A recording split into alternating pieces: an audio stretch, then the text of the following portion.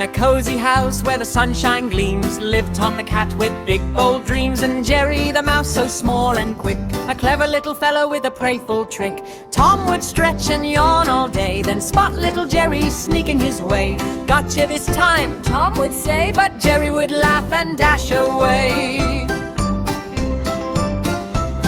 Through the kitchen, across the floor, past the table and out the door, over the sofa, under a chair, with Tom in pursuit everywhere. Jerry would giggle, "You're too slow," as he slipped through a tiny hole. Tom would slide and bump his head, then chase again with cheeks so red. One day Jerry found some cheese, a yummy treat that was sure to please. Tom crept softly, quiet and slow. "Now I'll catch him," he whispered low. But Jerry winked and set a trap. A rolling pin went clap, clap, clap. Tom got dizzy, stars in sight, while Jerry danced with pure delight.